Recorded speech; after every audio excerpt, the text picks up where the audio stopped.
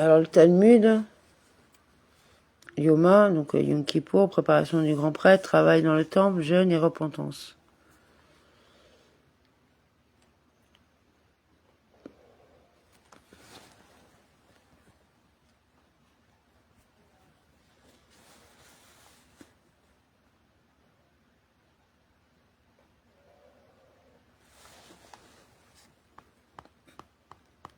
On était à 26A.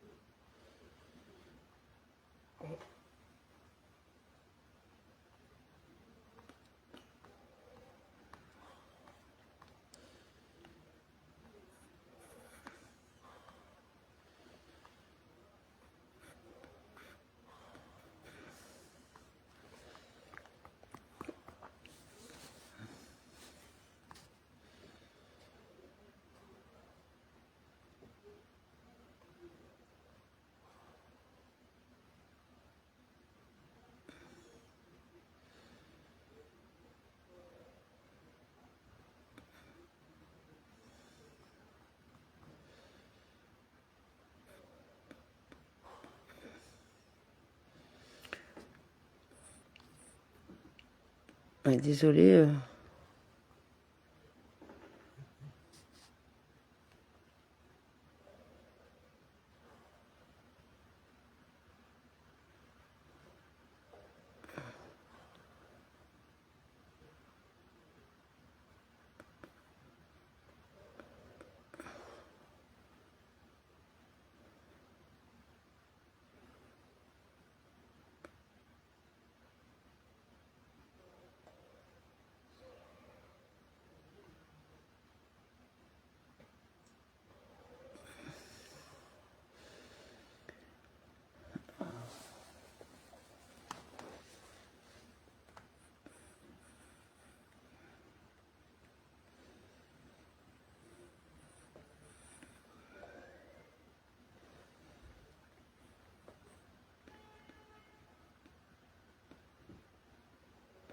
Alors, DAF 25A.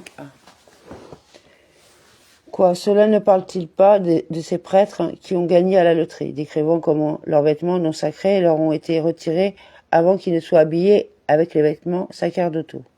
Rav Huna bar Yehuda de Meorbini a déclaré que Rav Shechet de Meorbini a dit, rejetant cette interprétation, non, il est possible d'expliquer que tous les prêtres à la loterie portaient des vêtements sacrés et qu'au contraire la Mishnah parle de ces prêtres qui n'ont pas gagné loterie. Le texte décrit comment les vêtements sacrés qu'ils portaient lors de la loterie leur ont été retirés.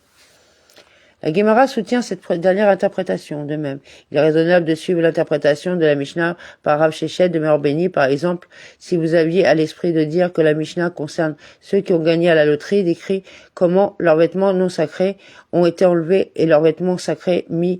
Comment comprendrait-on la déclaration? Il ne laisserait que leur un pantalon dessus. Il faudrait expliquer que les prêtres revêtaient ensuite les vêtements sacrés par-dessus les pantalons non sacrés. Puis ils retiraient les pantalons non sacrés et les remplaçaient par les pantalons sacrés. Mais cela n'a-t-il pas été enseigné dans une beretta? D'où vient-il que rien ne doit précéder le pantalon lorsque le prêtre s'habille? Le verset déclare, il aura des pantalons de lin sur sa chair. Lévitique 16:4. Cependant, selon l'interprétation proposée de la Mishnah, les prêtres enfilaient les autres vêtements sacrés et mettaient le pantalon après eux. La Gemara demande, et comment l'autre, Rav Naman de Meorbeni, résoudrait-il cette difficulté? Il répondrait que ce n'est pas difficile, car c'est ce qu'enseigne la Mishnah. Pendant que les vêtements non sacrés sont encore sur eux, ils leur mettent le pantalon sacré, puis ils en retirent les vêtements non sacrés, et ils les laissent porter uniquement le pantalon sacré. Par conséquent, il est possible d'interpréter la Mishnah dans les deux sens. Rav Shechet de Meorbeni a dit, d'où puis-je dire que les prêtres portaient des vêtements sacrés lors de la loterie? Comme cela a été enseigné dans une beretta, la chambre en pierre de taille a été construite dans le style d'une grande basilique. La loterie a lieu à l'est de la chambre et un ancien du tribunal siège à l'ouest pour donner des instructions et juger tous les cas douteux. Et les prêtres forment un cercle en forme de bracelet, béco liard, et le prêtre désigné vient et enlève la mitre de la tête de l'un d'eux. et tout le monde savait ainsi que le décompte commençait par lui. Et s'il vous venait à l'esprit de dire que les prêtres portaient des vêtements non sacrés pendant la loterie, existe-t-il une mitre parmi les vêtements non sacrés? Cela montre que les prêtres portaient leurs vêtements sacrés lors de la loterie. La Guémara rejette ce raisonnement. Oui, en effet, il existe une mitre que l'on porte comme vêtements non sacrés, comme Rav Yehuda de mémoire bénie, et certains disent que c'est Rav Shmuel Bar Yehuda de mémoire bénie qui l'a enseigné. Un prêtre dont la mère a confectionné une tunique pour lui, pour montrer son amour pour son fils et son amour pour les miswat. Il peut accomplir un service individuel avec lui, mais pas des services communautaires. Il est donc possible que les prêtres aient eu des mitres non sacrés dans le style des mitres sacrés, et tout comme ils avaient parfois des tuniques non sacrées. À propos de la Beretta qui vient d'être citée, Abi de mémoire bénie a dit, conclué de cette Beretta, que la chambre de pierre de taille a été construite pour moitié dans la zone sacrée, dans l'enceinte consacrée du temple, et pour moitié dans la partie non sacrée de l'enceinte du temple, et concluaison également que la chambre avait deux portes, une qui ouvrait sur la zone sacrée du temple et une qui ouvrait sur la zone non sacrée. Abi de mémoire bénie explique ses déductions. Si vous pensiez que la chambre de la pierre de taille se trouvait entièrement dans la zone sacrée, comment pourrait-on dire qu'un ancien était assis à l'ouest? Le maître n'a-t-il pas dit, il n'est permis de s'asseoir dans la cour du temple que pour leur seul roi de la maison de David? L'ancien devait donc être assis dans une zone extérieure à la cour du temple. Et si vous venez à l'esprit de dire le contraire, que la salle se trouvait entièrement dans la zone non sacrée, comme la loterie pourrait-elle avoir lieu à l'est? Ne sommes-nous pas tenus d'accomplir le verset dans la maison de Dieu? Nous marchions avec la foule. Psaume 55:15. D'où il a été dérivé plutôt qu'il était souhaitable que les loteries provoquent une agitation dans la maison de Dieu, c'est-à-dire dans la zone sacrée du temple. Si la loterie avait lieu dans une zone non sacrée, ce verset ne se réaliserait pas. Il faut plutôt conclure de cette Beretta que la chambre était située pour moitié dans la zone sacrée du temple et pour moitié dans la zone non sacrée. Abi de mémoire bénie poursuit. Et si vous pensiez que la chambre n'avait qu'une seule porte, qui s'ouvrait sur la zone sacrée, comment l'ancien pourrait-il s'asseoir à l'ouest? N'avons-nous pas appris dans une Mishnah les chambres qui sont construites dans la zone non sacrée du mont du temple, mais qui s'ouvrent sur la zone sacrée? Leur intérieur est considéré comme entièrement sacré, bien qu'elle occupe également des terres en dehors de la zone sacrée. Zone sacrée. Et si d'un autre côté vous pensez que la chambre n'avait qu'une seule porte qui s'ouvrait sur la zone non sacrée, comment la loterie pourrait-elle se dérouler à l'est? N'avons-nous pas appris dans une Mishnah en ce qui concerne les chambres construites dans la zone sacrée mais qui s'ouvrent sur la zone non sacrée? L'espace qu'elles contiennent est considéré comme entièrement non sacré malgré leur emplacement sur un territoire sacré. N'est-il pas plutôt exact d'en conclure que la chambre de la pierre de taille avait deux portes, une qui ouvrait sur la zone sacrée et une qui ouvrait sur la zone non sacrée? Mishnah. La deuxième loterie organisée quotidiennement entre les prêtres détermine ce qui suit, qui égorge l'offrande quotidienne du matin, qui en asperge le sang, qui enlève les cendres de l'autel intérieur, qui enlève les cendres de l'autel intérieur et qui enlève les cendres et les mèches brûlées du candélabre, et qui prend les membres de l'offrande quotidienne jusqu'à la rampe pour être brûlés plus tard. Voici comment les membres étaient divisés avant de les monter à l'autel. La tête et la jambe droite étaient portées par un prêtre, et les deux pattes antérieures étaient portées par un second prêtre. La queue, y compris les vertèbres inférieures de la colonne vertébrale et la grosse queue, ainsi que la jambe gauche, étaient portées par un troisième prêtre.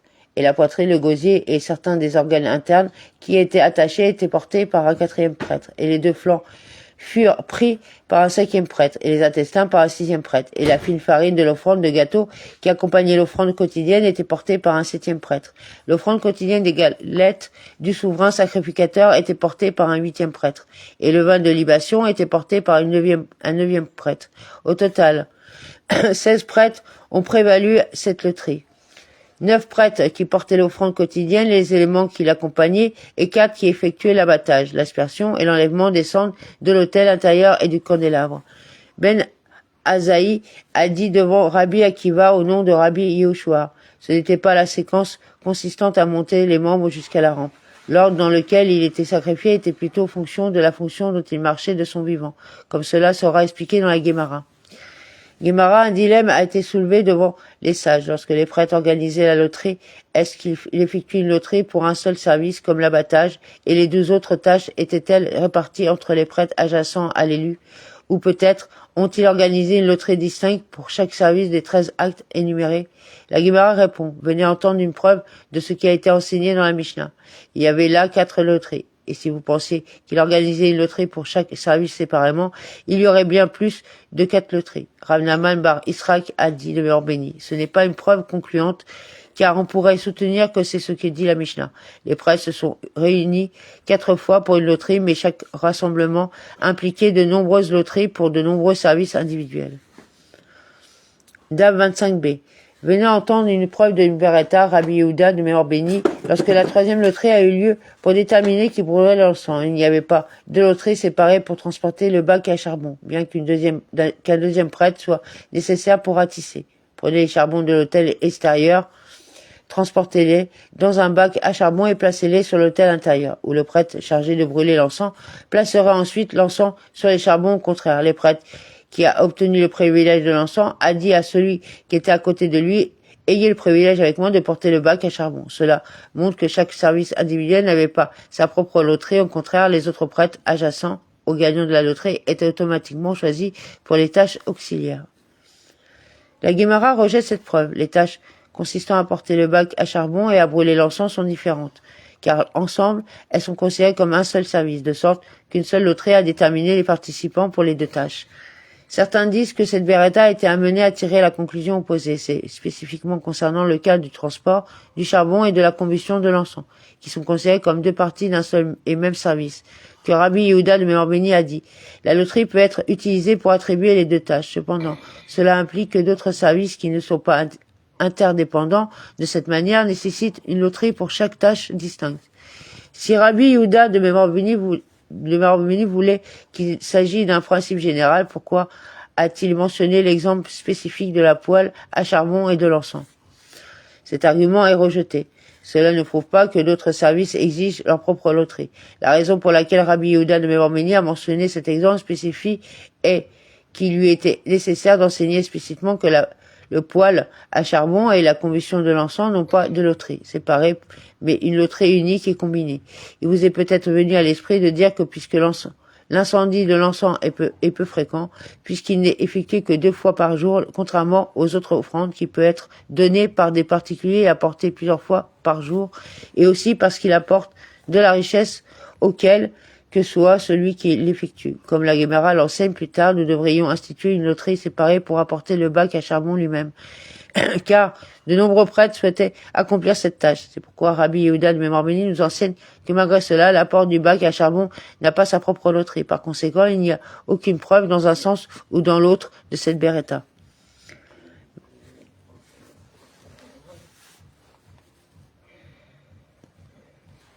Venez entendre une preuve de ce que Rabbi Iya de Meor béni a enseigné explicitement dans une Beretta.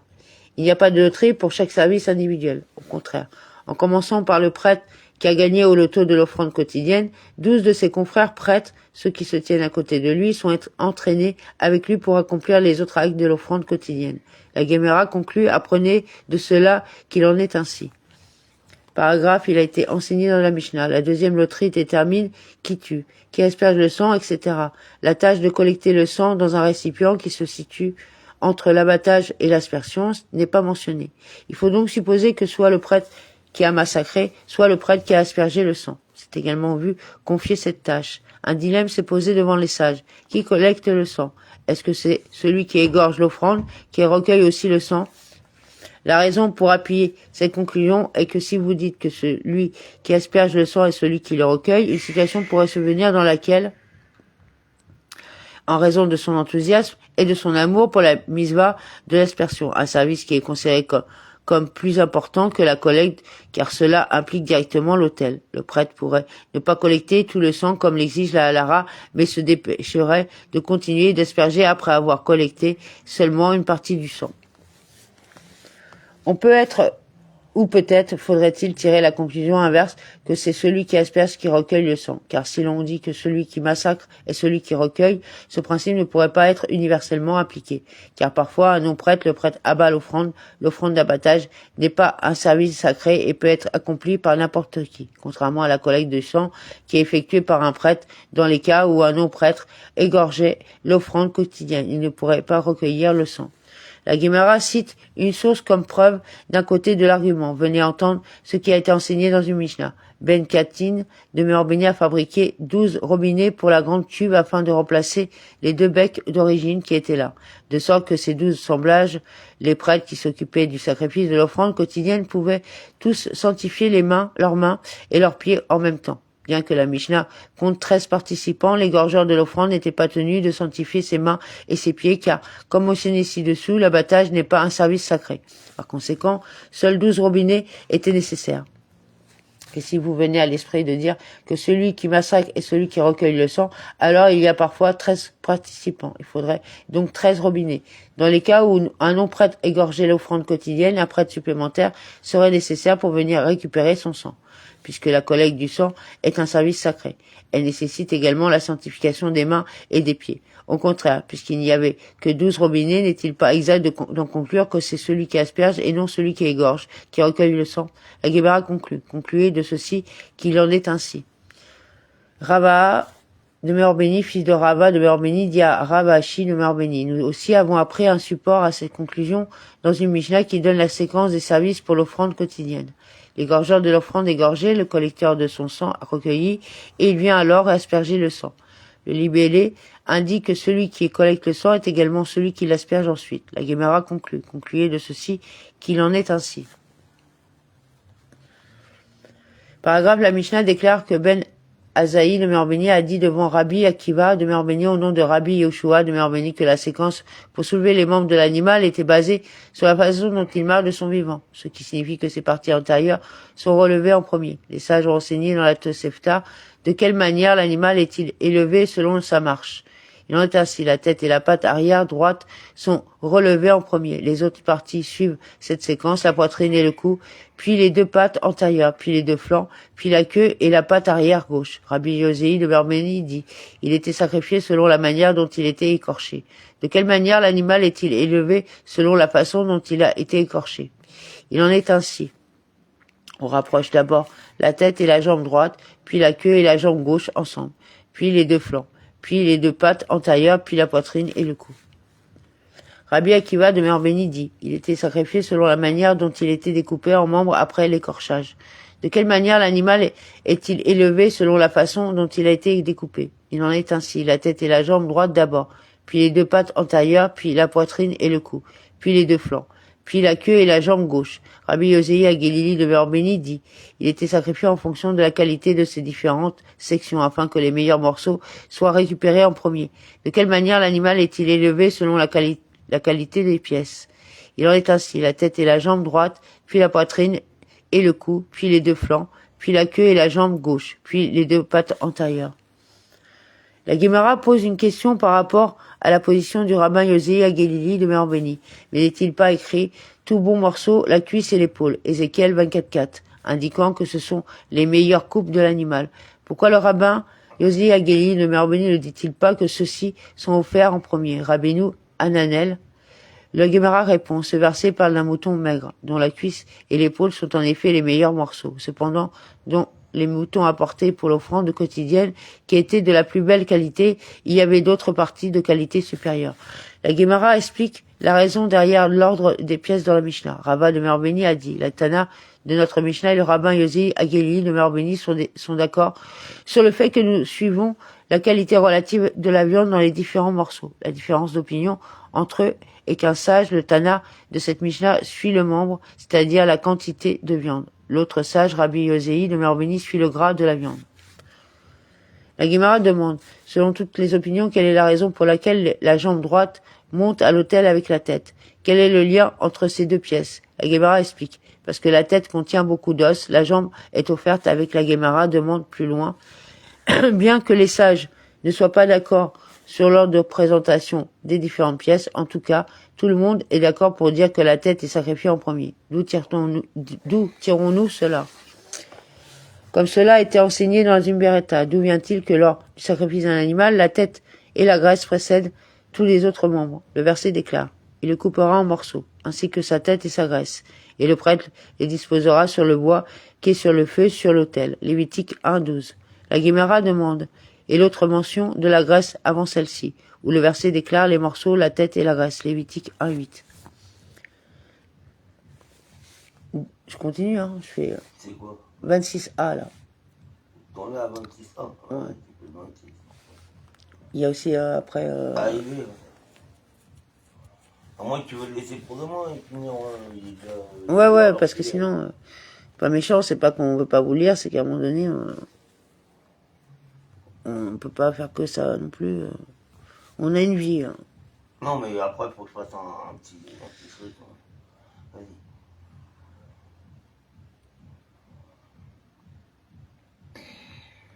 Attends, si Dieu le veut, parce que là, ok. Alors là, on est à.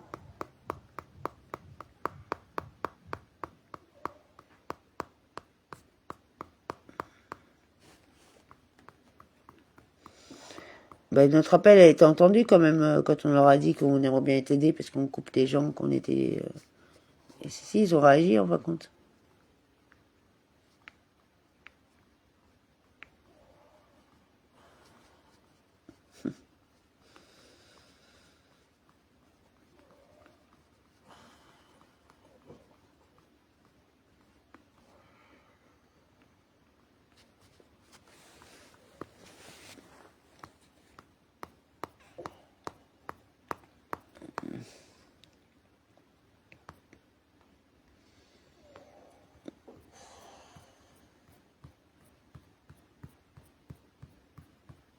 Excusez-nous, peut-être qu'il faudrait peut-être faire un système comme les. Comme les. Comment on appelle ça déjà? Cahier de correspondance là avec les intercalaires, peut-être c'est possible de le faire là-dessus, je sais pas.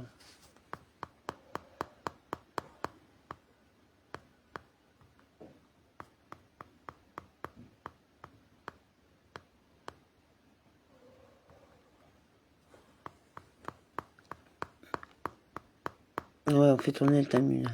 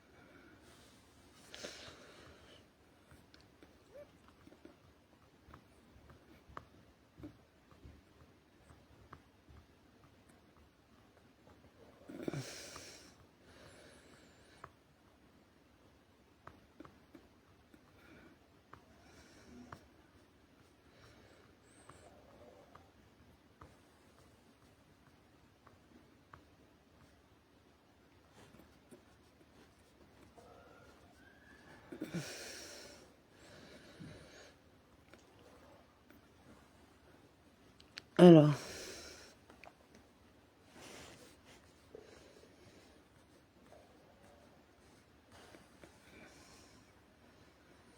Attends, pourquoi je vais faire. Pourquoi 48B et 49A, il est où là?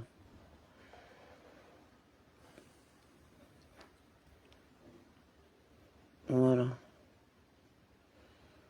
Alors 49A, Mishnah. En ce qui concerne le 14 Nissan qui tombe le Shabbat, on retire tous les levains de sa possession, qu'il s'agisse de terouma ou de nourriture non sacrée, avant Shabbat, avec de celui qui sera mangé pendant la première partie du Shabbat. Dans ce cas, on ne peut pas retirer le levain de sa possession le 14 Nissan, même quand il le fait les autres années. C'est la déclaration du rabbin Meir de Meorbeni, et les rabbins disent on peut retirer le levain à l'heure habituelle le 14 Nissan en le jetant ou en le déclarant sans propriétaire. Le rabbin Eliezer de Mémoire béni Bar Zadok dit la terouma doit être retirée avant Shabbat car seules quelques personnes sont autorisées à la manger et on peut donc présumer qu'elle ne sera pas consumée pendant le Shabbat. Cependant, les aliments non sacrés doivent être retirés à l'heure habituelle, le 14 Nissan même. Gemara. Il a été enseigné dans la Tosefta que Rabbi Eliezer Bar Zadok de Mémoire béni dit une fois mon père Rabbi Zadok a passé Shabbat à Yavne. Et le 14 Nissan est tombé ce jour-là. Zonine, de Merbeni, qui était le mandataire de Rabban Gamiel de Merbeni, vint et dit, « Le moment est venu d'enlever le pain au levain. Et je suis allé avec mon père et nous avons enlevé le pain au levain. » Cette histoire sert de preuve anecdotique selon laquelle le levain est retiré à l'heure habituelle, le 14 Nissan, même le jour de Shabbat. Mishnah. Celui qui voyage la veille de Pâques pour abattre son agneau pascal, circoncire son fils ou manger un festin fiançailles dans la maison de son beau-père. Il se souvient qu'il a du pain levé dans sa maison. S'il est capable de retourner chez lui et d'en retirer le vin, puis de retourner à la misva vers laquelle il se dirigeait. Il doit rentrer chez lui et retirer son levain. Mais s'il n'a pas assez de temps pour rentrer chez lui et retirer le levain tout en accomplissant la misva qu'il a déjà commencé, il doit l'annuler dans son cœur, car cela est suffisant selon la loi de la Torah. Si quelqu'un voyageait pour sauver les Juifs d'une attaque des gentils, on l'a lu ça. Bah oui,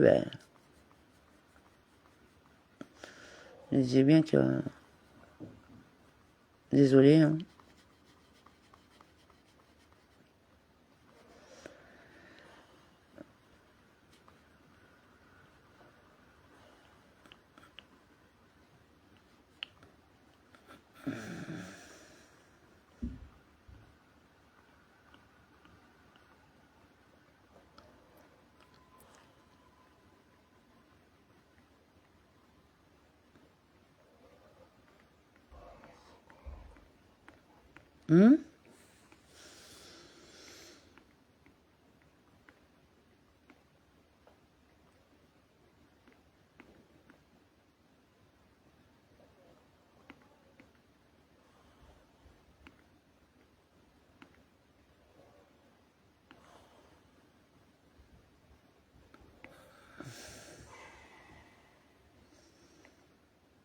Voilà.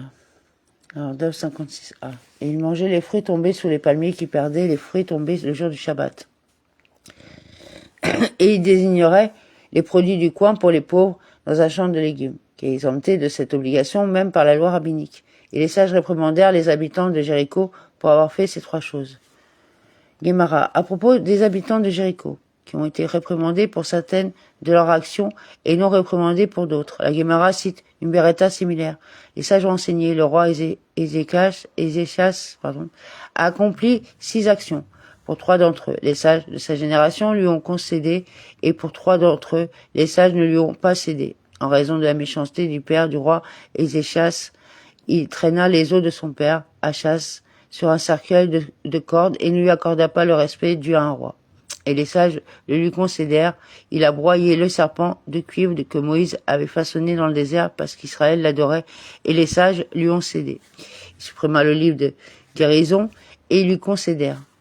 Et sur 3 actions, les sages ne lui ont pas concédé. Il ferma les portes du sanctuaire et les envoya au roi d'Assyrie.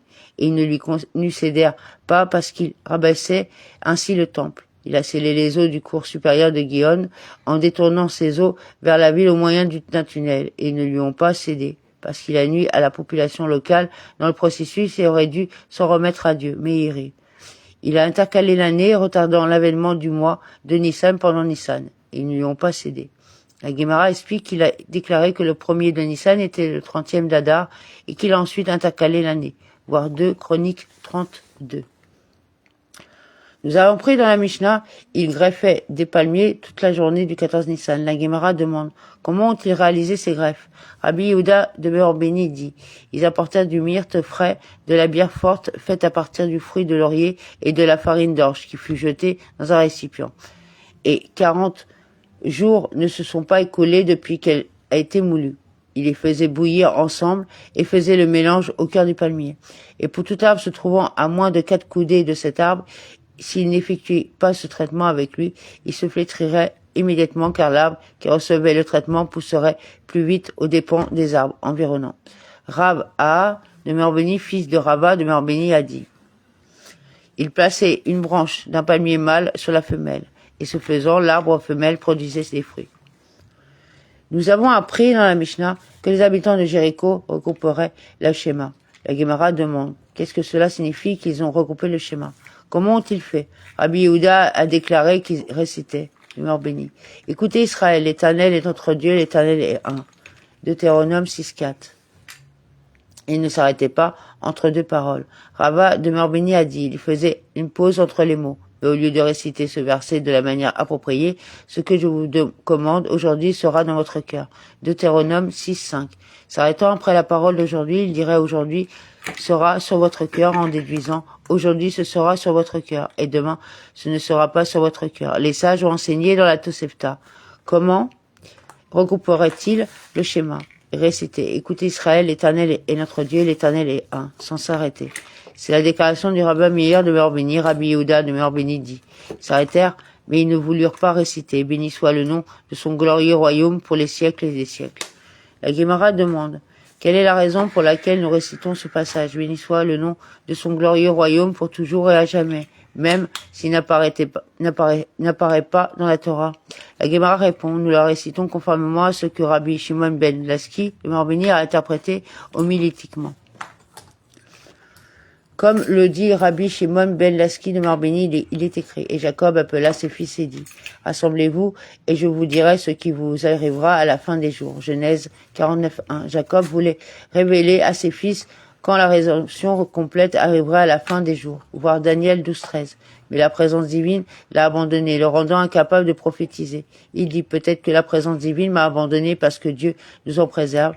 Un de mes descendants est inapte, comme ce fut le cas de mon grand-père Abraham, dont il est issu Ismaël, et comme de mon père Isaac, dont est issu Isaü. Ses fils lui dirent, écoute Israël, notre père, l'Éternel est notre Dieu, l'Éternel est un. Ils dirent, tout comme il n'y a qu'un seul Dieu dans votre cœur, de même il n'y en a qu'un dans votre cœur. À ce moment-là, Jacob, notre père, dit en louant, béni soit le nom de son glorieux royaume pour les siècles et des siècles, comme tous ses enfants étaient justes.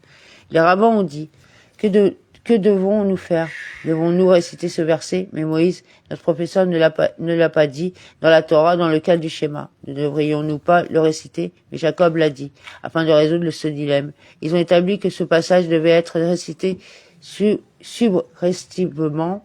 Rabbi Israq de Morbini a dit que l'école de Rabbi Ami de Morbini a dit. Ceci est analogue à la fille d'un roi qui sentait le parfum des épices séchées collées au fond du pot et avait envie de les manger.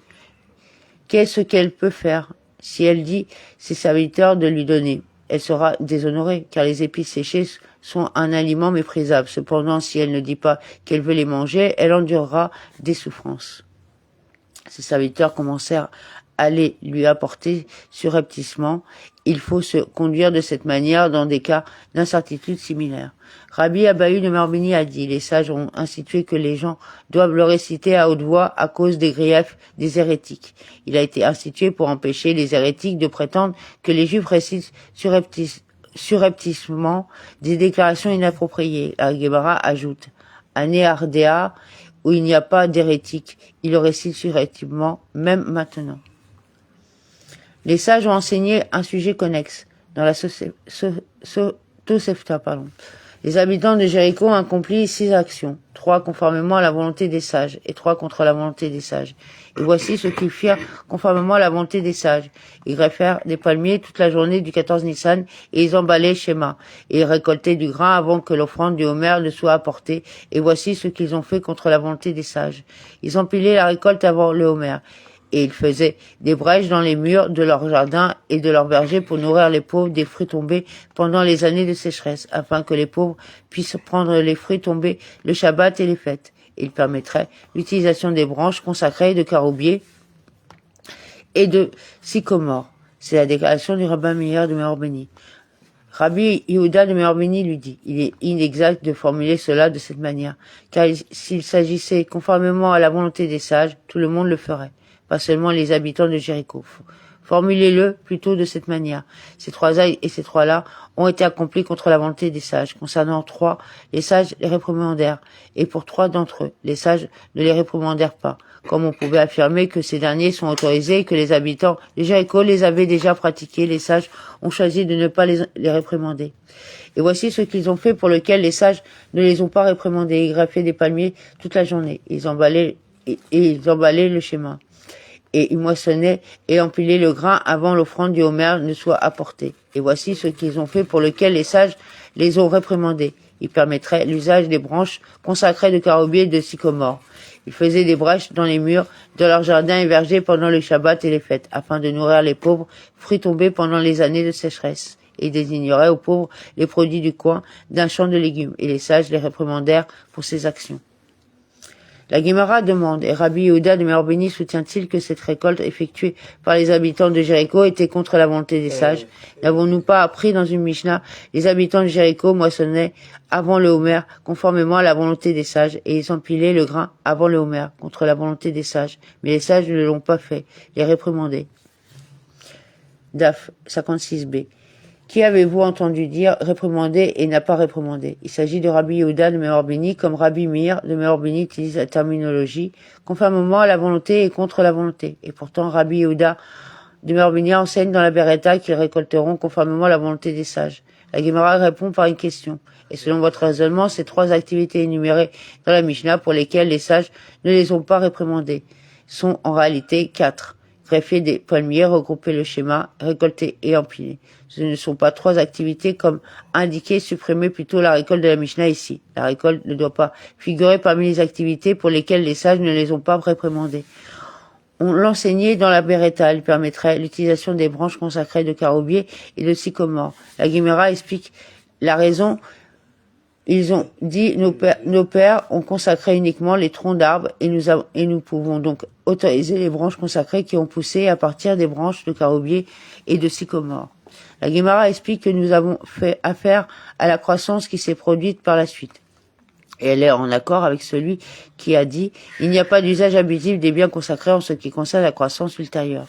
Et les rabbins affirment « Même s'il n'y a pas d'abus des biens consacrés, il y en a tout cas une interdiction. » Il était enseigné dans la Beretta que les habitants de Jéricho créaient des brèches pour que pendant les années de famine, les pauvres puissent prendre les fruits qui tombaient lors du Shabbat et des fêtes. Oula de Meor Béni a rapporté que Rabbi Shimon ben Laski de Meor Béni a dit « Ce différend entre les habitants de Jéricho et les sages concerne les dattes qui ne sont plus attachées à l'arbre qui est tombé sur les branches supérieures du palmier Makébédot.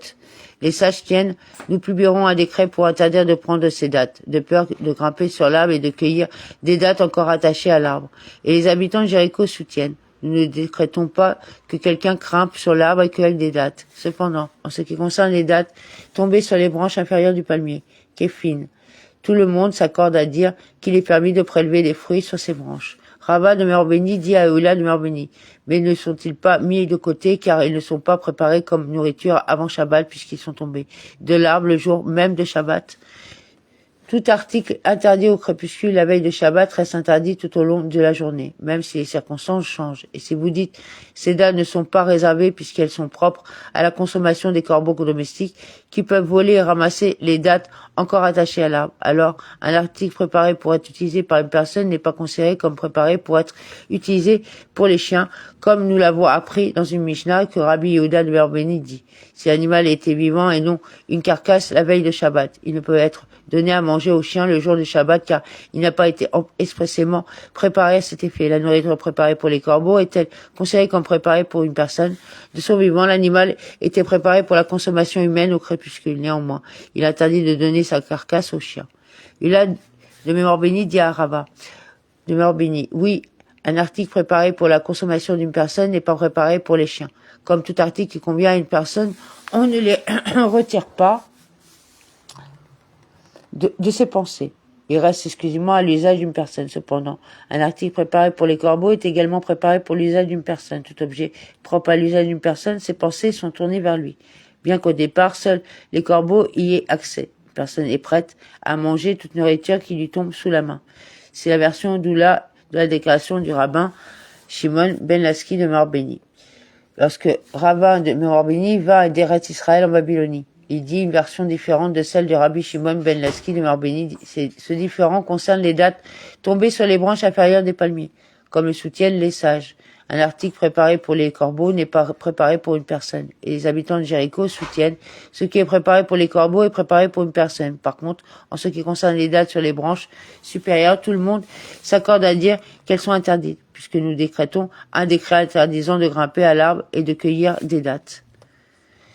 Nous avons appris dans la Mishnah, et les habitants de Jéricho destinaient aux pauvres les produits du coin, PA, d'un champ de légumes. La Guémara demande, les habitants de Jéricho ne sont-ils pas de même avis que nous l'avons appris dans une Mishnah? Un principe a été énoncé concernant les produits du coin du champ. Tout ce qui est nourriture est protégé et pousse à partir du sol et est récolté comme un seul. Et on le met en magasin pour que sa conservation soit obligatoire dans le halarot du produit dans le coin du champ. La Guémara développe chaque critère dans la Mishnah. Tout ce qui est de la nourriture, cela revient à exclure les séquelles du pastel et du cartame. Ces plantes sont utilisées comme colorants et non comme aliments. Il n'est donc pas nécessaire de désigner les produits dans les coins. Et les protéger, cela revient à exclure les cultures sans propriétaire et poussent du sol. Cela revient à exclure les truffes et les champignons qui, contrairement à d'autres plantes, ne tirent pas leur subsistance du sol, et il est rassemblé comme un seul. Cela revient à exclure le figuier, dont les fruits sont cueillis pendant une longue période, car les figues ne mûrissent pas ensemble, et l'on apporte au stockage pour le conserver. Cela revient à exclure des légumes qui ne peuvent pas être conservés pendant de longues périodes. Rav Yehuda de Meorbeni dit à Rav que Rav a dit. Ici, nous avons affaire à des têtes de navets qui peuvent être conservées pendant une période de temps prolongée. Ils ne sont pas d'accord sur le fait de les stocker pour les conserver au moyen d'une autre substance. Les navets ne se conservent pas seuls. Afin de les conserver, on les conserve dans du vinaigre ou une substance similaire. Rabbeinu Hananel de Meorbeni. Un sage habitant Jéricho soutient le stockage au moyen d'une autre substance telle que le vinaigre est conseillé comme un du stockage. Et un sage, c'est-à-dire les sages, soutient cela n'est pas conseillé comme un stockage. Et par conséquent, il n'est pas nécessaire de désigner les produits du coin du champ comme des navets. Les sages ont enseigné au départ et désigné les produits dans le coin du champ parmi les navets et les choux. Rabbi Yosei de Meorbeni dit, il le ferait même avec des poireaux, kaflot. Et cela a été enseigné dans une autre beretta, et désigner les produits dans le coin du champ parmi les navets et les poireaux. Rabbi Shimon dit, il le ferait même avec des choux. Voilà, amen. Et on fera le 57a demain.